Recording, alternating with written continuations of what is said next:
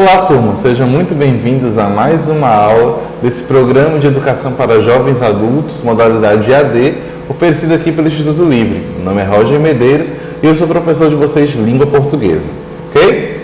Vamos seguir agora para a nossa atividade 2, da unidade 2, ok? Nosso material, certo? Com um breve resumo, nós estamos aqui agora no contexto dos textos jornalísticos, dos textos midiáticos, não é isso? Então, quando falamos dos textos midiáticos, são os textos que vinculam informações de uma forma objetiva, direta e precisa. Nem sempre todos os gêneros desse texto são voltados para esse objetivo. Nós também temos textos literários, textos poéticos, e estamos aqui no estudo da crônica como esse tipo de texto, ok? Seguindo agora para a atividade 2, na página 71, vamos lá, temos aqui os jornais pelos olhos do cronista, ok? Vamos lá. O texto que você lerá a seguir foi publicado no livro A Borboleta Amarela, reunião de crônicas do autor Rubem Braga, ou seja, de 1913, que nasceu em 1913 e morreu em 1990, certo? Você já ouviu falar desse autor? Né? Vocês aí, já ouviram falar do Rubem Braga? Ele é um grande escritor, um grande jornalista que tem uma obra vastíssima e que foi fundamental para a fundação do nosso modernismo, desse jornalismo, dessa literatura jornalística, literatura do cotidiano, certo? Então, quem não leu, vamos agora conhecer o texto de Rubem Braga, ok? Vamos aqui ler o texto. Os Jornais, é o título dele. Meu amigo lança fora alegremente o jornal que está lendo e diz: chega, houve um desastre de tem na França, um acidente de mina na Inglaterra, um surto de peste na Índia. Você acredita nisso que os jornais dizem? Será o mundo assim, uma bola confusa onde acontece unicamente desastres e desgraças? Não. Os jornais é que falsificam a imagem do mundo. Veja, por exemplo, aqui. Em um subúrbio, um sapateiro matou a mulher que o traía. Eu não afirmo que isso seja mentira, mas acontece que o jornal escolhe os fatos que noticia. O jornal quer fatos que sejam notícias, que tenham conteúdo jornalístico. Vejamos a história desse crime. Durante os 3 primeiros anos, o casal viveu imensamente feliz. Você sabia disso? O jornal nunca publica uma nota assim. Anteontem, cerca de 21 horas, na rua Arlinda, no Meia, o sapateiro Augusto Ramos, de 28 anos, casado com a senhora Deolinda Brita Ramos, 23 anos de idade, aproveitou-se de um momento em que a sua consorte ergueu os braços para segurar uma lâmpada para abraçá-la alegremente, dando-lhe beijos na garganta e na face, culminando em um beijo na orelha esquerda. Em vista disso, a senhora em questão voltou-se para o seu marido, beijando-o longamente na boca e murmurando as seguintes palavras: meu amor. Ao que ele retruquiu: Deolinda. Na manhã seguinte, Augusto Ramos foi visto saindo de sua residência às 7h45 da manhã, isto é, 10 minutos mais tarde do que o habitual, pois se demorou, a pedido de sua esposa, para consertar a gaiola de um canário da terra de propriedade do casal. A impressão que a gente tem lendo jornais, continuou meu amigo, é que lá é um local destinado principalmente à prática do usoricídio, não é isso? E dos bares nem se fala. Imagine isto. Ontem, cerca de 10 horas da noite, o indivíduo Ananias Fonseca, de 28 anos, pedreiro, residente à Rua Chiquinha, sem número, no Encantado, entrou no bar Flor Mineira, a Rua Cruzeiro, 524, em companhia de seu colega Pedro Amâncio de Araújo, residente do mesmo endereço. Ambos entregaram-se às fartas liberações alcoólicas e já se dispunham a deixar o botequim, quando apareceu Joca de Tal, de residência ignorada, antigo conhecido dos dois pedreiros, e que também já estava visivelmente alcoolizado. Dirigindo-se aos dois amigos, Joca manifestou o desejo de sentar-se à sua mesa, no que foi atendido. Passou então a pedir rodadas de conhaque, sendo servido pelo empregado de botequim, Joaquim Nunes. Depois de várias rodadas, Joca declarou que pagaria toda a despesa. Ananias e Pedro protestaram, alegando que eles estavam na mesa antes. Joca, entretanto, insistiu, seguindo-se uma disputa entre os 3 homens, que terminou com a intervenção do referido empregado, que aceitou a nota que Joca lhe estendia. No momento em que trouxe o troco, o garçom recebeu uma boa gorjeta, pelo que ficou contentíssimo. O mesmo acontecendo aos três amigos, que se retiraram do bar alegremente, cantarolando sambas. Reina a maior paz do subúrbio encantado, e a noite bastante fresca, tendo Dona Maria, sogra do comerciário Adalberto Ferreira, residente à Rua Benedito 14, senhora que sempre foi muito fiorenta, chegando a puxar o cobertor, tendo depois sonhado que seu netinho lhe oferecia um pedaço de goiabada. E meu amigo, continua esse amigo do Rubem Braga, e se um repórter redigir 2 notas e levá-las a um secretário de redação, será chamado de louco, porque os jornais noticiam tudo menos uma coisa tão banal que ninguém se lembra, a vida, não é isso? E aí é interessante a gente notar como que o texto termina, né? O texto termina dizendo que os jornais não noticiam algo banal como a vida, e muito mais, os autos noticiam a morte. Isso é interessantíssimo, a gente pensa do ponto de vista da interpretação do texto, não é isso? Se de um lado a gente pensa na vida, ou seja, algo banal, algo que continua, a morte simboliza a parada. E aí no texto nós vamos ter essa clara oposição entre parada e continuação. E a reclamação do texto dele é que a imprensa fala apenas das paradas, fala apenas da morte, das interrupções, enquanto que para ele o jornal deveria falar sobre a vida, não é isso? Das continuidades, ou seja, desse fluxo constante que é a vida e de que ela pode ser bonita, alegre, leve, apenas como um pequeno disputa para ver quem vai pagar a conta em um jornal, e não como a interrupção de um casamento e de uma vida por conta de ciúmes e de uma traição, não é isso? E não que seja apenas uma briga de bar e que acabe em uma morte, mas que seja apenas uma reunião de amigos em que se disputa não o pagamento da conta e não quem é mais forte, mas se disputa a gentileza, não é isso? Então, há aqui esses 2 pontos de vista. O ponto de vista da imprensa da época, que era um ponto de vista da parada, ou seja, da interrupção, e o ponto de vista desse amigo do Rubem Braga, que é da continuidade, da continuação, ok? Vamos analisar aqui brevemente o glossário, né? Libação quer dizer o ato de beber por prazer, né? Para brindar. Retorquir significa responder, retrucar e replicar. E usoricídio, que é o assassinato de mulher cometido pelo marido. E hoje nós temos uma palavra muito mais adequada para isso, que é feminicídio, né? Usoricídio é hoje chamado de feminicídio, essa violência contra a mulher, não é isso? Pelo marido, pelos pais, pelo companheiro, mas a gente tem que hoje chamar de feminicídio porque nós temos que falar mais da vítima do que dos agressores, ok? Então vamos lá. Vamos para o item 1.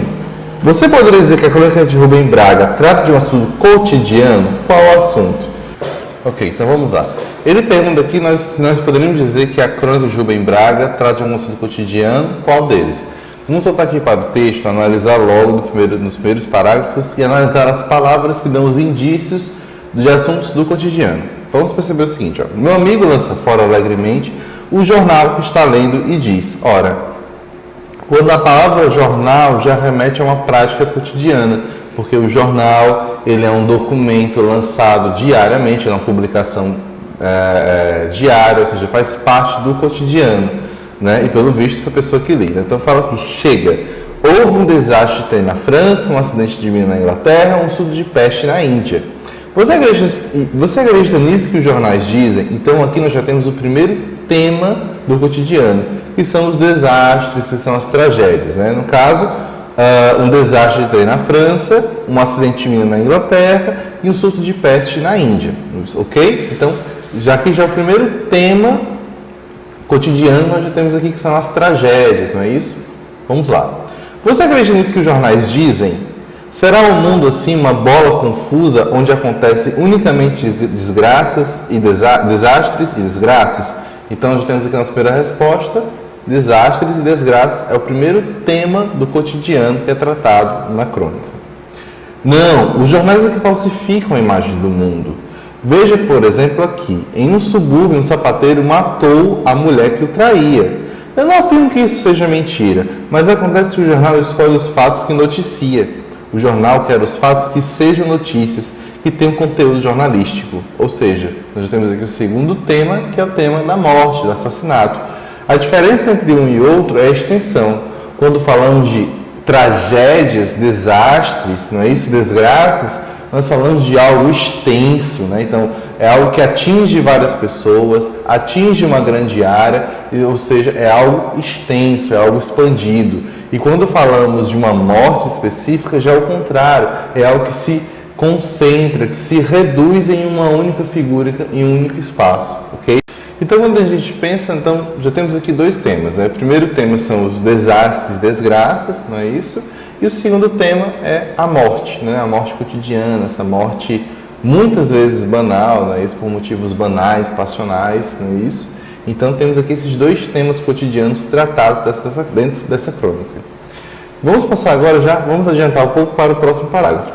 E aí ele vai falar assim, ó. O que poderia ser como notícia, e ele vai descrever o que poderia ser como notícia o caso aqui no Meia, né? Então, anteontem, cerca de 21 horas, na rua Arlinda, no Meia, o sapateiro Augusto Ramos, de 28 anos, casado com a senhora Deolinda Brita Ramos, de 23 anos de idade, aproveitou-se de um momento de sua consorte, ergueu os braços para segurar uma lâmpada para abraçá-la alegremente, dando-lhe beijos na garganta e na face, culminando em um beijo na orelha esquerda. Em vista disso, a senhora questionou, a senhora em questão voltou-se para o seu marido, beijando longamente na boca, murmurando as seguintes palavras: meu amor, ao que ele retorquiu, não é isso? A Deolinda, na manhã seguinte, Augusto Ramos foi visto saindo de sua residência às 45 da manhã, isto é, 10 minutos mais tarde do que o habitual, pois se demorou a pedido de sua esposa, para consertar a gaiola de um canário da terra de propriedade do casal. Perceba que agora o tema é outro. O tema aqui é uma relação amorosa, uma relação afetiva, não é isso? É o tema do lar, é o tema das relações afetivas dentro do nosso lar, não é isso? Como um lar, um lugar de conforto, um lugar de acalanto, um lugar de acolhimento e recolhimento, não é isso? Então, aqui está o nosso terceiro tema cotidiano. E a gente percebe justamente isso, né? Quando ele vai marcando, a marcação temporal é um indício do cotidiano aqui, ó. Anteontem significa que essa ação tem alguma regularidade, né? Anteontem, cerca de 21 horas, na rua ali no Meia, sapateiro Augusto casado, ou seja, ele dá todo o contexto de vida dessas pessoas e mostra que no contexto de vida dessas pessoas um acontecimento. Qual acontecimento é esse? O beijo, não é isso? Que foi dado enquanto a dona Deolinda erguia os braços para trocar uma lâmpada, para segurar uma lâmpada, não é isso? E aí nós vamos ter toda a descrição dessa cena, dessa situação, para mostrar esse acontecimento e dar a ideia de continuabilidade. Percebam, na manhã seguinte, ou seja, a descrição começa com anteontem e na manhã seguinte. Então nós temos aí uma temporalidade que não é marcada por um começo e um fim, mas por um marco aqui com uma interrupção, uma parada, ou seja, o jornal captou apenas esse momento específico, entre o antes de ontem e a manhã seguinte, para mostrar o cotidiano, a vida, o dia a dia desse casal, entre Augusto Ramos e Deolinda Brito Ramos, certo? Então aqui nós temos aqui um cotidiano amoroso, um cotidiano de um casal, uma rotina amorosa, ok? Para o segundo, sim, eu continuo aqui. A impressão que a gente tem lendo jornais é de que o lar é um local destinado principalmente à prática do exoricídio, né? Ou seja, usoricídio, né? Então aqui já é uma crítica a isso, porque os jornais não falam da vida cotidiana das vidas amorosas, os jornais falam apenas de feminicídio, não é isso, de violência contra a mulher e tudo mais. E dos bares nem se fala, imagine isto, né? Quando ele coloca e dos bares nem se fala, é quando ele reconhece que o bar só vira notícia quando o bar quando no bar acontece algum assassinato, briga ou algum acontecimento mais grave, mas num acontecimento leve, ok? Vamos lá. No bar vai falar o seguinte: ontem, cerca de 10 horas da noite, o indivíduo Ananias Fonseca, de 28 anos, pedreiro, residente à rua Chiquinha, sem número, no Encantado, entrou no bar Flor Mineira, a rua Cruzeiro 524, em companhia de seu colega Pedro Amâncio de Araújo, residente do mesmo endereço. Ambos entregaram-se a fartas libações alcoólicas e se dispunham a deixar o botequim quando apareceu Joca de Tal, de residência ignorada, antigo conhecido dos companheiros, dos pedreiros, e que também estava visivelmente alcoolizado. De novo aqui novamente a construção do contexto, não é? Do contexto estabilizado, ou seja, da situação para que algum acontecimento marcante seja noticiado. Não é isso? Dirigindo-se aos dois amigos, João manifestou o desejo. Agora aqui vai ser o que a gente fala na notícia. Lembra que a gente falou na notícia sobre o que, quando, como, onde, porquê? Tudo que foi apresentado agora, foi apresentado agora justamente o que vem depois do que, mas agora que foi invertido, né? Vamos falar primeiro de quando, ou seja, ontem, cerca de 10 horas da noite, quem? Um indivíduo Fonseca na residência, não é isso? E o porquê, né? Ambos entregaram-se às fartas de libações alcoólicas e já se dispunham a deixar o botequim quando apareceu o Joca de Tal, residência ignorada. E aí vamos agora entender o que aconteceu. O que aconteceu? Dirigindo-se aos dois amigos, Joca manifestou o desejo de sentar-se à sua mesa, no que foi atendido. Passou então a pedir rodadas de conhaque, sendo servido pelo empregado do botequim, Joaquim Nunes. Depois de várias rodadas, Joca declarou que pagaria toda a despesa. Ananias e Pedro protestaram, alegando que eles estavam na mesa antes. Joca, entretanto, insistiu, não é isso? Seguindo de uma disputa entre os três homens que terminou com a intervenção do referido empregado, que aceitou a nota que Joca lhe estendia. No momento em que trouxe o troco, o garçom recebeu uma boa gorjeta, pelo que ficou contentíssimo.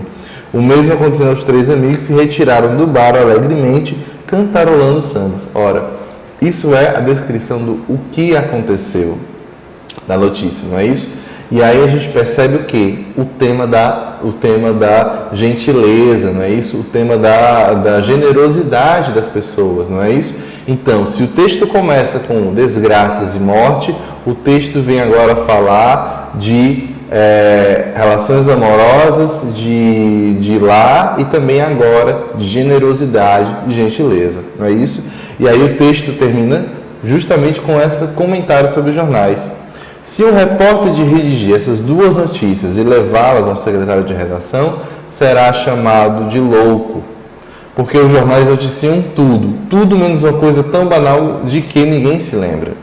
Não é isso? Que é a vida, ok? Então, maio de 1951 é a data dessa crônica, certo? Perdão?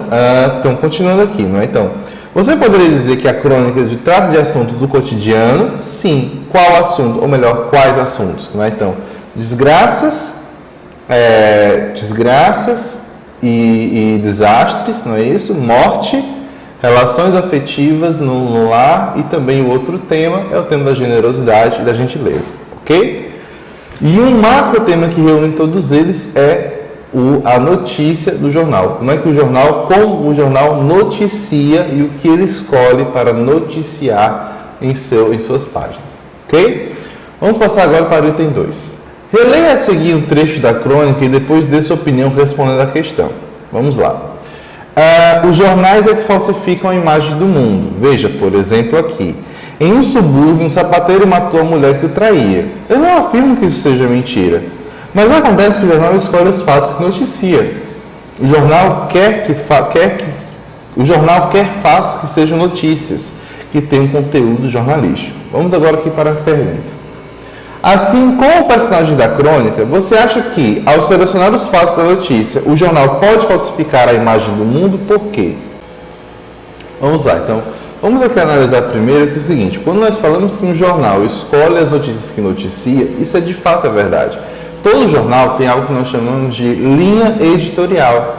A linha editorial de um jornal ou de uma revista, seja lá, qualquer veículo de comunicação, ela vai definir o que será pauta e o que não será. Por exemplo, quando falamos da Rede Globo de televisão, que ela tem um certo posicionamento e uma simpatia com igrejas católicas e com o catolicismo de um modo geral, e a gente compara isso com a Rede Record, que já se associa às igrejas neopentecostais e pentecostais, a gente percebe claramente as pautas que são notícias quando elas tratam de escândalos que envolvem líderes religiosos, certo? Então, a maneira de tratar do assunto, por exemplo, se para a Record o Marcelo Crivella foi conduzido para a polícia, não é isso? Para a Rede Globo, o Marcelo Crivella foi preso. Então, há essa mudança aqui de tom na maneira como nós conseguimos ou não noticiar um fato. No entanto, nós não inventamos o fato, nós não falsificamos a imagem do mundo. Nós, mais precisamente, o que a gente faz é dar a nossa impressão. Nenhuma impressão pode ser falsa, porque nós vemos o mundo cada um vê o mundo de uma maneira diferente. E isso vale também para os veículos de comunicação. Então, ao dizer que um jornal é imparcial, não significa dizer que ele não tenha opinião ou que ele não considere fatos mais interessantes do que outros. O que nós queremos dizer quando o jornalismo é imparcial significa que aquele jornal não inventa um fato, nem omite opinião sobre ele. Mas isso não significa que ele não pode escolher aquilo que ele vai noticiar ou não. E é por isso que é importante na sociedade nós termos uma imprensa diversa, ok? Não uma única imprensa, não uma única fonte de informação. Para que a gente exerça a cidadania de uma forma correta, de uma forma coerente, de uma forma ética, nós precisamos nos informar por diferentes veículos de informação. Eu não sou um grande fã da Rede Record, nem muito um grande fã da Rede Globo. Não é? Acredito que a imprensa brasileira, principalmente esses grandes veículos de comunicação, não traz qualidade de informação. No entanto, eu também preciso prestar atenção a esses jornais, aos jornais das emissoras, para poder me informar e debater e comparar diferentes pontos de vista, diferentes opiniões. Se Crivella foi conduzido ou se Crivella foi preso naquela época, isso não retira aquilo que é factual da informação. O que é factual é que Crivella é processado e está sob custódia da justiça. Se ele foi preso ou conduzido, é apenas o tom que se dará a essa notícia, mas o fato é o mesmo. Crivella está sob a custódia da justiça, ok? Então, isso é um exemplo. Então, respondendo a pergunta, né, você acha que, ao selecionar os fatos da notícia, um jornal pode falsificar a imagem do mundo? Não é? Um jornal não pode falsificar a imagem do mundo. Não é? O que a gente pode criar são diferentes imagens que nós vamos contrapor, discutir, debater, construir e desconstruir para a gente formar nossas opiniões, ok? Vamos lá. Diferente da crônica lida anteriormente, nessa, a princípio, não é o olhar do autor que ganha destaque, mas sim o do outro personagem criado por ele, certo? Quem é o personagem que aparece nesse texto? Ora, vamos ler aqui de novo, né? Vamos dar pequenas lidas aqui. Quando ele tem aqui no caso, meu amigo lança fora alegremente o jornal que está lendo e diz. Então, é o amigo do Rubem Braga, é o amigo dele, que é um leitor comum, um leitor cidadão, né? E que faz os seguintes comentários sobre os jornais, sobre a vida, sobre o que os jornais deveriam noticiar ou não noticiar, certo? Então, já está respondido, né? E tudo mais, que é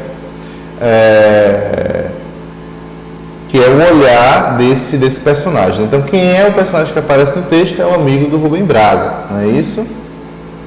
4. Como o autor organiza o texto para diferenciar a voz do narrador, do amigo e dos trechos do jornal que ele vende? Vamos analisar agora os recursos textuais e paratextuais para a gente reconhecer essa mudança de voz, certo? O que são recursos textuais? São recursos que formam, que moldam o texto. E o que são os recursos paratextuais? São recursos que são utilizados paralelamente ao texto, ou seja, são recursos que não são necessariamente da escrita, mas são mais gráficos. Então, por exemplo, organização dos parágrafos, sinais de pontuação, não é isso? Que são recursos paratextuais, ok? Analisando aqui agora. Vamos voltar ao texto na primeira linha. Meu amigo lança fora alegremente o jornal que está lendo e diz: ora, como não há nenhuma marcação aqui de aspas, travessão, nada de nada, nós temos aqui então a voz do narrador. O narrador do texto é aquele que vai dar o andamento da narrativa, é aquele que vai contar aquilo que deve ser contado, não é isso? E aí aqui podemos dizer que o narrador desse texto é o próprio Rubem Braga, não é isso? Rubem Braga diz que o seu amigo lança fora alegremente o jornal que está lendo e diz, e aí vamos lá, travessão. O sinal de travessão, pessoal, ele é utilizado para indicar a fala de um personagem ou para indicar algum comentário acerca disso. No caso aqui nós temos apenas a fala do personagem que começa. Chega, houve um desastre de trem na França, um acidente de mina na Inglaterra e um surto de peste na Índia. E aí ele vai começar a descrição. Então, já temos aqui uma diferença. O texto não marcado, não iniciado com sinal de pontuação, é o texto do narrador, é a voz do narrador. E o texto aqui que começa com com travessão é a voz do amigo do Rubem Braga, não é isso? Ele vai continuar aqui, ó. O jornal nunca publica uma nota assim. Anteontem, cerca de 21 horas, na Rua Linda, no Meia. E aí nós temos aqui a indicação de aspas, certo? A indicação de aspas, pessoal, ela serve para indicar ao leitor de que aquele texto não tem autoria do autor original do texto, certo? Ó. Então, se a gente percebe aqui, há uma espécie de encadeamento dessas, digamos assim, instâncias de enunciação, instâncias de fala, né? Vamos lá. A primeira instância é da narração, não é isso? Em que o narrador aparece e descreve o que vê, ou seja, o narrador descreve que o seu amigo lança fora um jornal e diz. E aí vamos ter uma segunda instância de fala, que é a fala do personagem do amigo do Rubem Braga, não é isso? Que aí no caso ele começa a descrever que o jornal só fala de desgraça, fala de morte, não é isso? E aí, por fim, nós vamos ter uma outra instância, e essa instância é marcada por aspas. Já é a instância do jornal que esse amigo gostaria que existisse, não é isso? E aí, para marcar essa autoria, essa suposta autoria desse suposto jornal, o texto utiliza a aspas, não é? Aqui, para diferenciar que esse texto aqui, desse suposto jornal que vai falar desse beijo entre o Augusto e a Deolinda, né? É um texto que diferente do texto da fala desse amigo. Então, esses elementos vão marcar essas instâncias textuais, vão marcar essas instâncias de fala, ok? Então, o que nós temos aqui? A instância do narrador, a instância do amigo, que é uma instância do locutor, e por fim a instância de um outro locutor aqui, não é isso? Que seria esse suposto jornal inventado e imaginado por esse amigo. E aí a história começa da mesma maneira, né? Ó, a imprensa que a gente tem lendo jornais, a imprensa que a gente tem lendo jornais continuou, meu amigo. Ó, olha aqui as aspas de novo, olha aqui o travessão de novo, marcando que isso aqui é uma fala do amigo dele, não é isso? Já também o travessão de novo, marcando essa fala do amigo, não é isso? E, novamente, as aspas marcando o texto desse suposto jornal. E, por fim, de novo, o travessão, não é isso? Ó? O travessão aqui que marca a fala do amigo dele.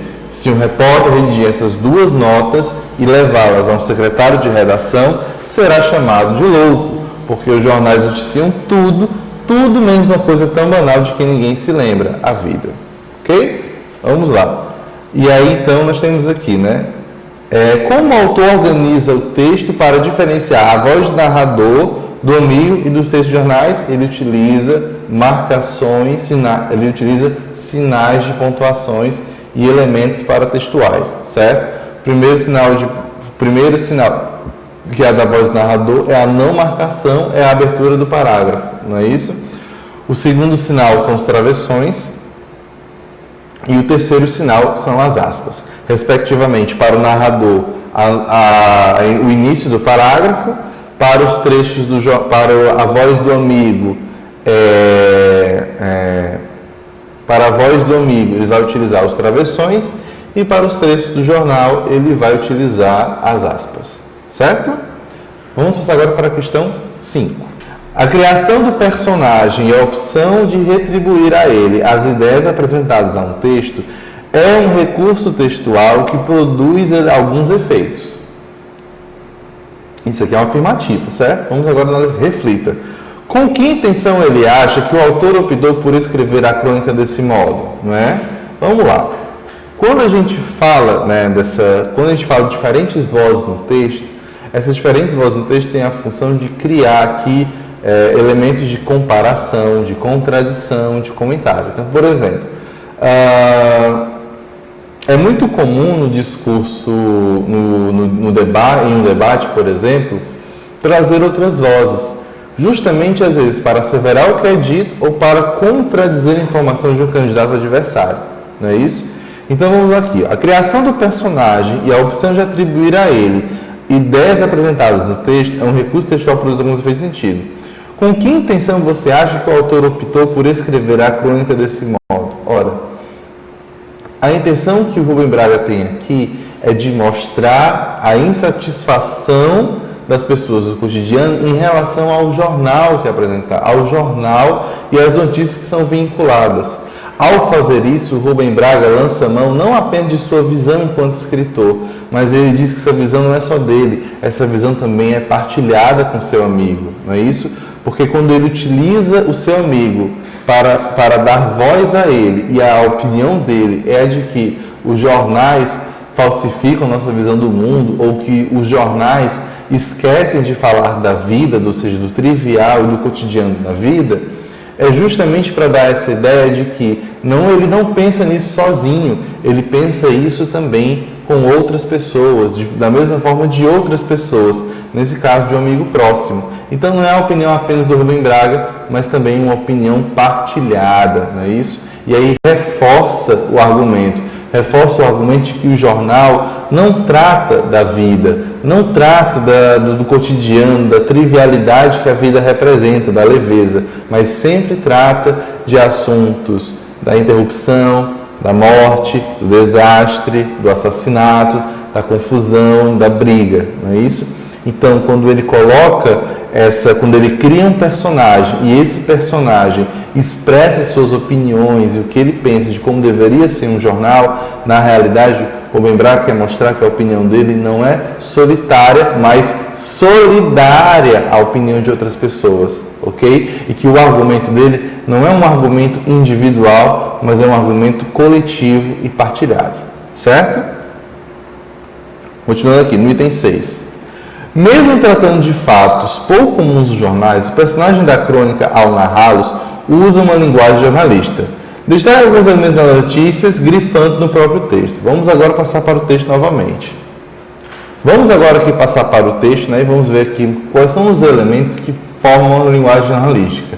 Bom, nós já entendemos que quando há aspas nesse texto, ele quer indicar uma suposta notícia de um jornal que é imaginado por esse amigo, de como seria um jornal ideal. Então vamos passar diretamente para esses trechos em aspas, vamos lá. Anteontem, cerca de 21 horas. Ora, a gente falou que a notícia é um gênero que quer responder as seguintes perguntas, O que aconteceu, como, quando, onde, quem e por quê. Não é isso? 6 perguntas. Então, os elementos que respondem a essas perguntas já são os elementos característicos dos textos jornalísticos, Então, perceba, anteontem, marcação temporal, cerca de 21 horas, temporal, onde, não é isso? Na rua Arlinda, no Meia, quem? O sapateiro Augusto, casado com a senhora Deolinda, 23 anos de idade. O que aconteceu? Aproveitou-se do momento em que sua consorte erguia os braços para segurar uma lâmpada e para abraçar alegremente. Aqui já estamos elementos do texto jornalístico, não é isso? Continuando aqui no outro texto agora, no do Bala. Ontem, quando aconteceu? Ontem, cerca de 10 horas da noite. E aí quem? O indivíduo Ananias Fonseca, de 28 anos, mais o Pedro Amâncio Araújo, não é isso? No mesmo endereço. Onde aconteceu isso? No bar Flor Mineira, não é isso? Ou seja, um bar ali da região do Rio de Janeiro, Então, aqui nós temos de novo, aqui nesse parágrafo, os elementos constitutivos de uma notícia, de um texto jornalístico, uma linguagem jornalística. Mas, professor, nós conseguimos apenas chegar a essas marcas nesses trechos, entre aspas, que são do jornal imaginado? Não, nós conseguimos identificar também na fala do personagem, no amigo aqui do Rubem Braga, né? Ó. Vamos analisar aqui agora a fala, né? Ó. Veja, por exemplo, bem aqui no primeiro parágrafo, na parte aqui, veja, por exemplo, aqui, e ele vai apontar como se estivesse apontando para o jornal. Em um subúrbio, um sapateiro matou a mulher que o traía. Eu não afirmo que isso seja mentira, mas acontece que o jornal escolhe os fatos que noticia. O jornal quer fatos que sejam notícias, que tenham conteúdo jornalístico, não é isso? Vejamos a história desse crime, ou seja, quando ele falava aqui que em um subúrbio um sapateiro mata a mulher que o traía, nós temos aqui brevemente aqui um discurso indireto, ou seja, ele resume aquilo que está no jornal e traz para o seu próprio discurso. Então, aqui também é uma marca da linguagem jornalística, não é isso? E o outro traço que marca aqui é um traço mais do estilo, ok? Ou seja, nós vemos aqui a aplicação de uma linguagem formal, de uma linguagem sem coloquialismo, de uma linguagem sem, digamos assim, sem gírias, não é isso? É uma linguagem formal, que também é um traço da linguagem jornalística, ok? Então aqui nós temos esses elementos aqui da linguagem jornalística. Passando para a questão 7, aqui no item 7 vamos ter o seguinte. O personagem da crônica critica os jornais da década de 1950 por considerar que neles não há espaço para a vida. Você acha que os jornais atuais são diferentes nesse sentido? Dê sua opinião. Ora, isso é um texto opinativo, melhor dizendo, né? Na minha opinião, nós temos vários jornais em que nós continuamos ainda a falar das mortes, a falar dos casos que são notícias nesse sentido, não é? No entanto, eu acho que ao mesmo tempo em que há uma diferença, há semelhança com o passado. Se a gente pega os jornais impressos, né, se a gente pega os jornais televisionados, jornais da internet, que são jornais digitais, nós vamos perceber que há uma diversidade muito maior de notícias do que havia na década de 1950, que é a época do Rubem Braga, não é isso? Nós vamos ver notícias sobre comportamento, decoração, horóscopo, né? Vamos ver também alguns fatos que são comuns ali à comunidade, ou seja, de repente alguém que se destacou por um episódio na televisão, que se destacou por uma participação em algum programa na televisão importante, ou que faz alguma ação social na sua comunidade, ou simplesmente por ser uma figura caricata do cotidiano, não é isso? Os jornais trazem essas notícias também, não é isso? Transforma isso em notícia hoje em dia, não é? No entanto, quando a gente observa os programas policiais, não é? Então a gente tem a manutenção dessa pauta, essa pauta da violência, do assassinato, da morte, não é? Essa pauta, ou seja, são veículos de informação que exploram as desgraças, os desastres, para mostrar justamente as mazelas da sociedade, para mostrar e explorar isso de um ponto de vista mercadológico, a violência que assola a nossa sociedade, não é isso? Então, se a gente observa, portanto, que se os jornais são diferentes nesse sentido, eles guardam diferenças, mas também guardam semelhanças. Diferenças em que sentido? Diferenças de que os jornais são mais diversos, as pautas estão mais variadas, e semelhanças em que a gente tem a manutenção de um jornalismo policial, de um jornalismo criminal, que procura expor e explorar a violência na sociedade atual, ok? Vamos lá, então, seguindo aqui, só um último comentário agora, um pequeno trabalho aqui do texto, que é essa parte em verde aqui, né? O texto que você leu, Os Jornais, foi escrito por Rubem Braga, autor considerado o mestre do gênero crônica. Ao longo de 62 anos dedicado ao jornalismo, ele produziu mais de 15 mil crônicas e contribuiu muito para a criação da crônica tipicamente brasileira. Em seus textos, introduziu inovação ligadas à linguagem, incorporando elementos da poesia, da fala cotidiana, ampliou as possibilidades do formato, escrevendo crônicas em forma de carta, conversa e poema.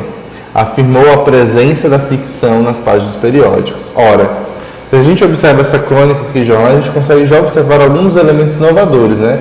O primeiro deles é inovações da linguagem, que incorpora elementos da poesia, não é isso? E que ele começa aqui a falar sobre essa vida e morte, seja algo poético, não é isso?